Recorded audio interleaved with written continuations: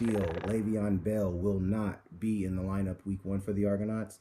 It is a massive blow, being that Le'Veon Bell, hands down, is probably the best player in the PPO, game for game, especially when you look at the numbers. But they're going to have to, life without Bell may begin for the Argonauts sooner than they may have expected. There's no indication of when he'll be back to help the team. So the Argonauts are going to have to roll on without him. They recently acquired James Conner. They kept Alex Collins, excuse me. So it's going to be very interesting to see what they do at that running back position. They're young there. They also have, Ezekiel Elliott coming back after last year where he was suspended for 6 games and had a dark cloud hanging over him. So it looks like it may be his time to take over as the main, breadwinner in the Argonaut offense. Looking around the rest of the phalanx, there's Phillip Rivers, Julio Jones, A.J. Green, some of the usual suspects. Devontae Adams was acquired in a trade with only for the boss, in which they got LaShawn McCoy back on the other side, who will be staring down that Baltimore Ravens defense to open the season with a guy who threw 5 picks and a half last year. The Argos sit on the other side waiting with the Baltimore Raven D and coach, so it looks like the Argonauts are going to try to pin the boss down there. The boss did well in the draft, though. I really believe that he stayed focused on needs. Ben Roethlisberger is a guy who can give you top 10 quarterback play any and every week. The biggest bummer for the boss was the Jerick McKinnon injury. It really hurt their team, and it's going to be very interesting to see if they're able to bounce back from that. They have all the chops to do it with Tyreek Hill and Travis Kelce, especially with big arm Patrick Mahomes in the lineup. I see Kansas City stretching the field more and probably being in more shootouts due to the lack of defense, which makes them keeping the defense even more of a head scratcher. Marvin Jones Jr. is a guy who I believe is underrated, and the boss got him in the first round. He was a guy that some can argue that could have been kept, but now he is only for the boss. Looking along at this matchup, it screams Argo. Even though Le'Veon Bell is not in the lineup, we're looking at the Kansas City Chiefs defense and head coach against the Baltimore defense and head coach. Baltimore plays Buffalo. Kansas City is in a divisional showdown in Los Angeles against the Chargers. So I think those two plays are going to have a big difference. I think that the Chargers defense will be able to slow down Hill and Kelce, or at least not allow them to get off for big gains. And the Argonauts have guys who have a lot to prove. Guys like Ezekiel Elliott and A.J. Green, who are motivated after basically, finishing slow last year. So I'll have the Argonauts opening the season with a big win. Argo 120, only for the boss 110. And moving on to the prestige matchup of the week, a rematch of Pantheon Cup 9 when the Gaff defeated Big C's Comeback Kids to win their second Pantheon Cup. We have Big C's Comeback Kids coming into town to face the Gaff Attack, the Pantheon Cup champions. Big C's brings back all of his keepers, who are surprisingly strong, although at first glance it doesn't look that way.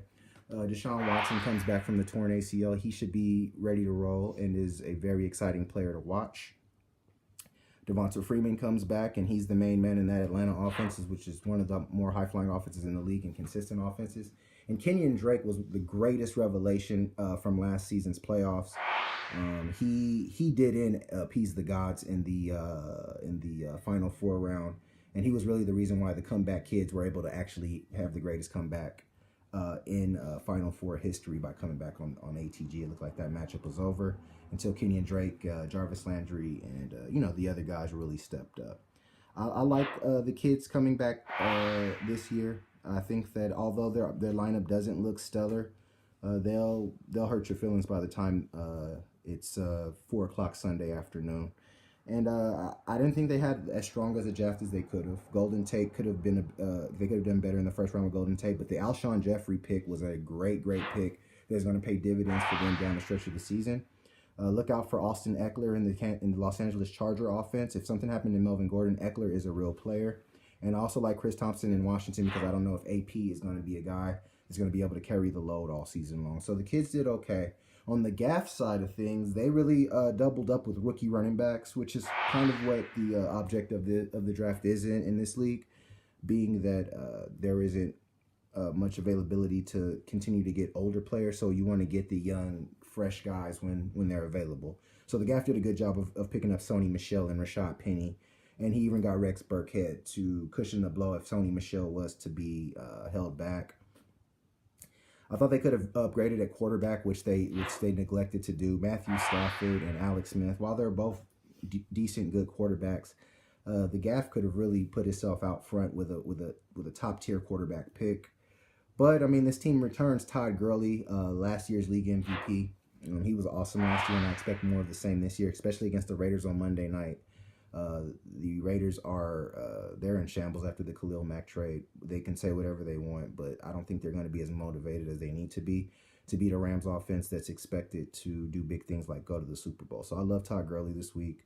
DeAndre Hopkins is an all-world wide receiver. There's no one on the New England Patriots who I think can cover him, and Watson is going to go there all game. So that's going to be an interesting dichotomy in this matchup.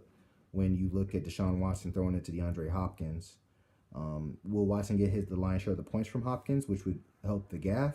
Or can he have a big game without Hopkins, which would really steer the comeback kids towards a victory?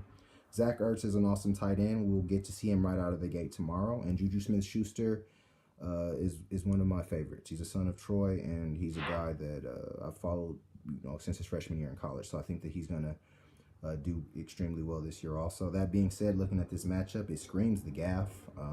He has the better players. He won the Pantheon Cup, and I believe he'll win this rematch. I got the Gaff Attack winning this matchup 124-117.